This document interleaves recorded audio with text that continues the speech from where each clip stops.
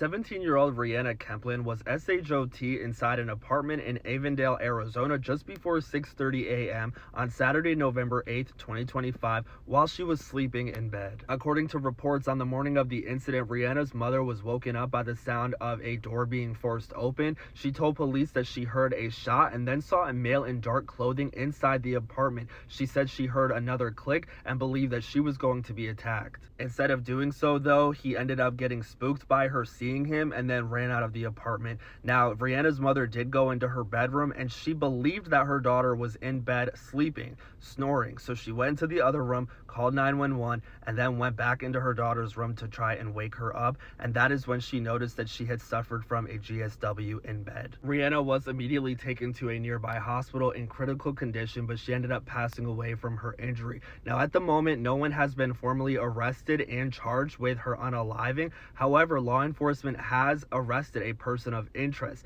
This 18-year-old guy on the screen right here, identified as Emilio Andres Rivera. He is Rhiana's ex-boyfriend. He was not arrested for her unaliving, but was charged for slashing tires on numerous cars at her apartment complex. Again, Avondale Police did say that Emilio is a person of interest. However, they are still working to obtain more evidence to bring about charges pertaining to her actual unaliving. Rhiana's mother ended up telling investigators that Emilio and her daughter had a very tumultuous relationship. The two argued frequently. Friends of Rhiana described the relationship as hostile and even involving physical altercations. And it was ultimately due to their volatile relationship and Emilio's violent behavior that Rhiana's mother had actually banned him from entering their home. Though there would be times when he would sneak into Rhiana's window to hang out with her. And that very well could have been what took place on November 8th, 2025. Court records indicate that Rivera admitted to texting Rhiana on the night of November 7th, 2025,